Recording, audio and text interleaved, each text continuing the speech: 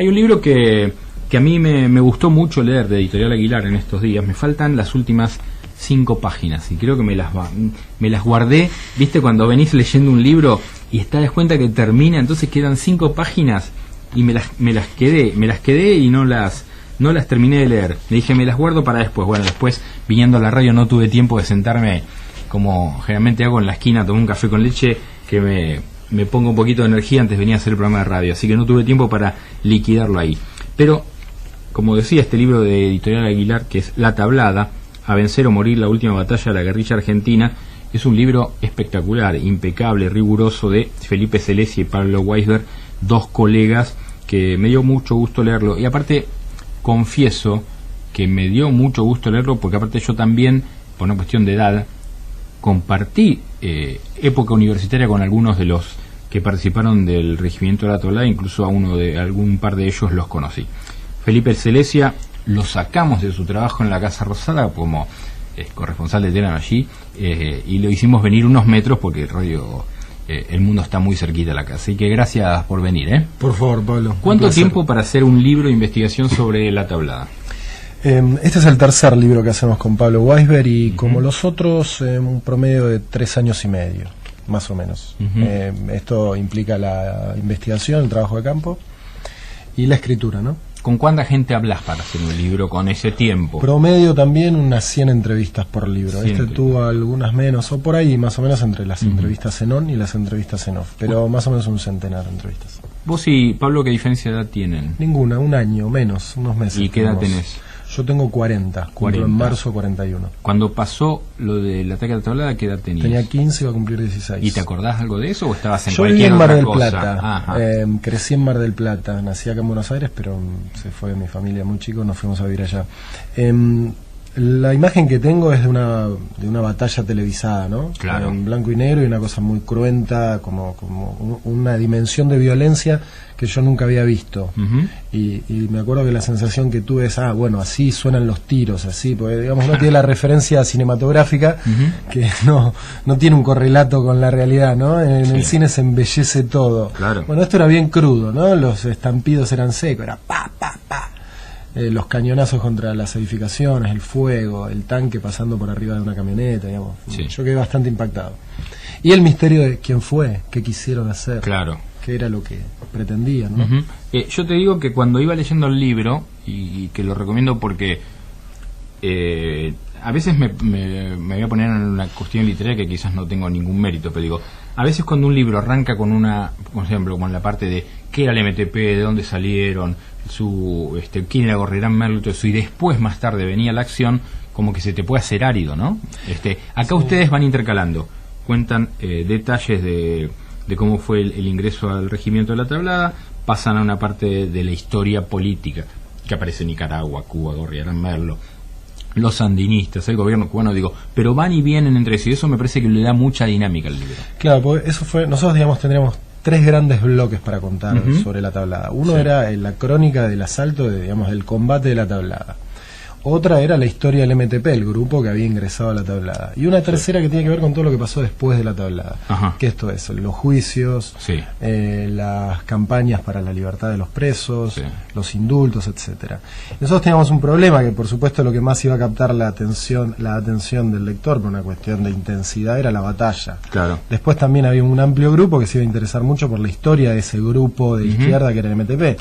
Y después al final nos quedaba este final, este epílogo, y que no sabíamos dónde meterlo. Entonces decidimos hacer que se cruzaran estos 2 ejes y que al final, se cerrara todo con lo que pasó después. Para quienes no tienen un recuerdo por ahí muy claro de esto, sucedió en un enero también, yo creo que desde ahí uno empezó a ver que los eneros nunca más son tranquilos en la Argentina.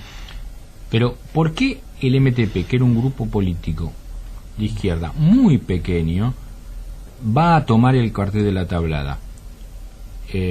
Pensaban que era un golpe de Estado, montaron la historia de que era un golpe de Estado para después decir que liberaban al gobierno de un golpe de Estado y lo condicionaban a Alfonsín, o querían tomar el poder, esta cosa quienes están en la izquierda o quienes hemos estado muy jóvenes en la izquierda lo veíamos como el elixir.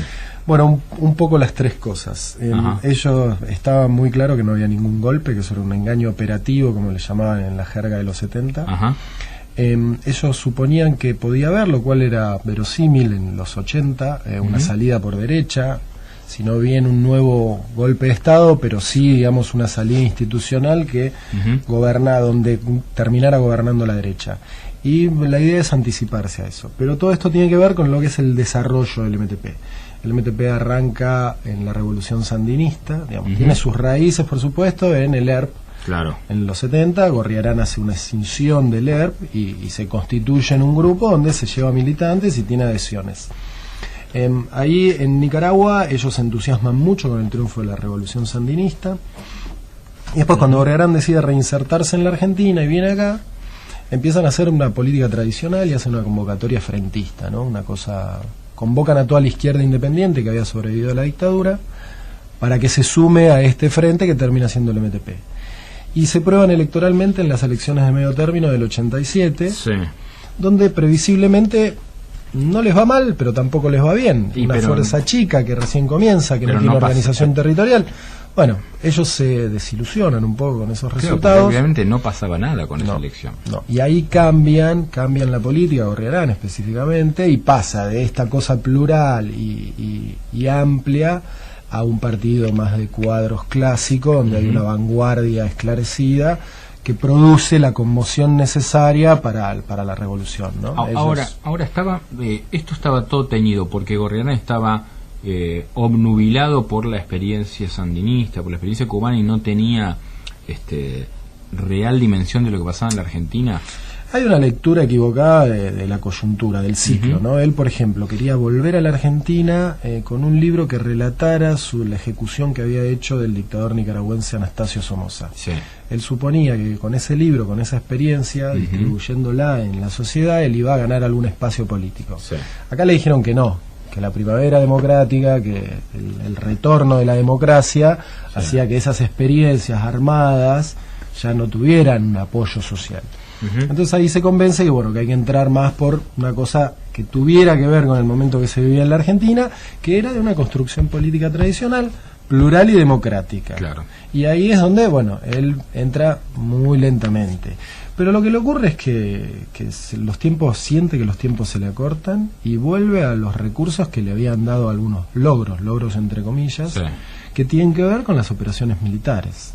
Entonces la tablada era un intento de producir una conmoción tal que reacomodara el tablero político y me refiero a Gorriarán básicamente, porque el MTP es Gorriarán, quedara, digamos, en una situación privilegiada de donde podía capitalizar eso. Ahora, qué mala lectura de la realidad política, porque cuando gana Alfonsín, gana con un discurso de somos la vida, somos la paz, le gana un peronismo muy vinculado con el militarismo, se hablaba de un pacto sindical militar, que es discutible todo eso, pero quiero decir, el partido, como los gremios peronistas, estaban muy metidos muy relacionados con los militares. La gente había elegido otra cosa. Entonces, ¿por qué pensar que iban a poder tomar el poder?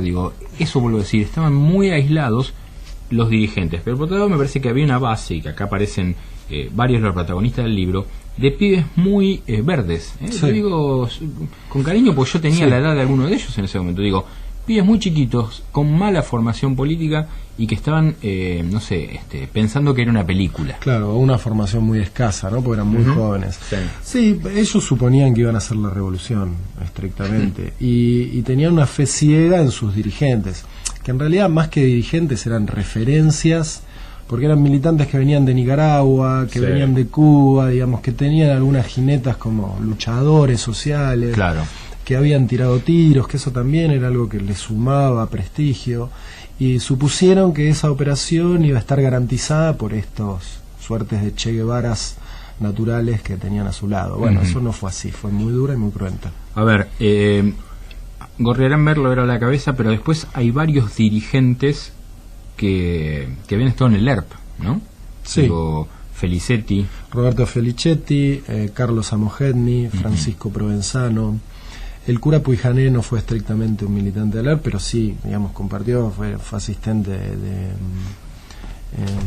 del cura riojano de Gesaine, estuvo con las madres. Yo te estoy dicindo el del sur, de Río Negrino. ¿Vos decís de Angelelli? Sí, Angelelli, él estuvo en la sacristía con Angelelli y está cuando fragúan este accidente automovilístico. Sí. Pero digamos, estuvo en todo el amplio sector del cristianismo, de la opción por los pobres, de un compromiso político, etcétera. Y después, bueno, sí, muchos otros dirigentes que no eran estrictamente ERP, pero que sí estaban, digamos, en la izquierda revolucionaria, ¿no? Claro. Vos has podido hablar con varios de los jóvenes, digo, uno es Joaquín Ramos y el otro es El Tierno. Digo, estos son jóvenes que, cuento a los oyentes para que no han leído el libro, a quienes recomiendo el libro de Felipe Selesia y de Pablo Guasguer, La Tablada. Yo los conocí en la época de la facultad, digo, militando juvenilmente en Ciencias de la Comunicación. Ellos llegaron a Ciencias de la Comunicación y por eso insisto en que eran muy verdes, porque eran chicos muy tranquilos, muy macanudos, que jugaban a la pelota con nosotros, que venían a los bailes que hacíamos nosotros y los veíamos muy tiernos para todas estas cosas. Entonces realmente era sorprendente verlos saliendo a meterse en un regimiento y a los tiros con los militares. Digo, ¿qué fue lo que los obnubiló? ¿Gorriarán Merlo era como les desapareciera Messi a ellos? Sí. ¿Esa era la imagen? Sí, Gorriarán Merlo para ellos aún hoy, sobre todo para Ramos, ¿no? No tanto hoy? Para Falco. Para Ramos lo considero un revolucionario. ¿Aún hoy? Sí, aún hoy. Tiene muchos cuestionamientos y mucha crítica a las decisiones, en particular la decisión esta de entrar al cuartel, pero lo sigue considerando un revolucionario que ha aportado mucho a la región, ¿no? Sí. Felipe, ¿cuánta gente participó del ataque de la...? Fueron 46 los que ingresaron. ¿Y murieron 40? No, 33 murieron. Murieron 33 de 40. Una masacre. 4 desaparecidos aún hoy, ejecuciones sumarias, torturas, fue duro. A mí cuando yo sé que estaban escribiendo el libro, me interesaba mucho ver algo que no se habló en esas épocas en las cuales la democracia estaba muy débil todavía.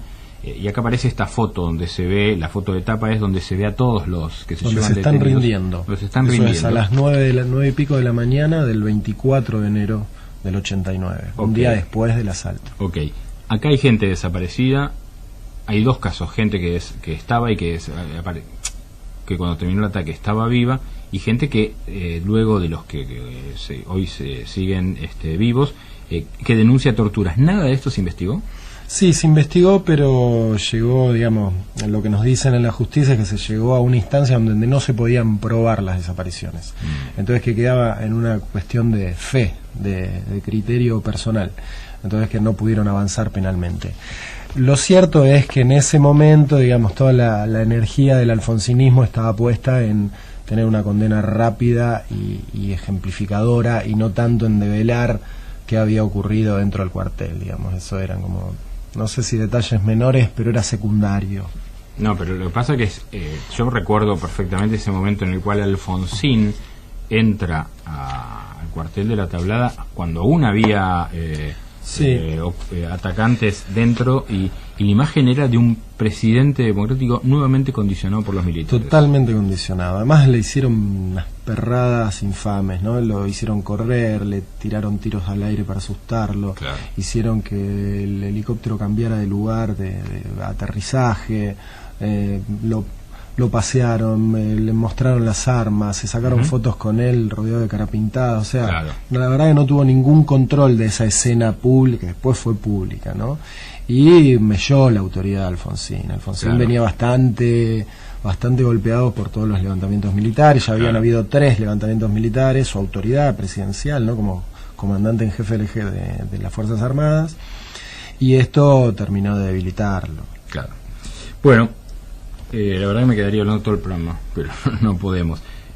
Con Felipe Selesia, también escribió él y Pablo Guasguer su tercer libro. Qué suerte que tienen, yo lo miro de la platea todavía, uno solito, y en año electoral, así que los envidio, pero los respeto porque la verdad me encantó el libro, me encantó leerlo. me encantó la dinámica del libro, y me parece que hay un trabajo de investigación notable. Se nota que han hablado con un montón de gente y que no, por lo menos de mi visión, no pierden el hilo nunca de la historia. Y verse importante esta imagen que yo tenía de Alfonsín recorriendo el regimiento con los cadáveres a su costado y absolutamente rodeado en ese momento, tiene mucho que ver para mí con cómo fue el final de Alfonsín. Sí. Además, le ocurre algo a Alfonsín que es bastante ilustrativo de todo este episodio. Él llega donde están todos desnudos y atados con alambres, claro, y ahí no dice nada. Claro. Tampoco los detenidos, los sobrevivientes, no le dicen nada a él, pero digamos, no toma ninguna resolución, claro, no marca ninguna decisión con respecto a qué tenía que hacer. No dice que los muevan, no dice que los cuiden, nada. Y sí, es bastante triste, porque él había ido a asegurarse, la excusa era ir a garantizar la seguridad de los sobrevivientes.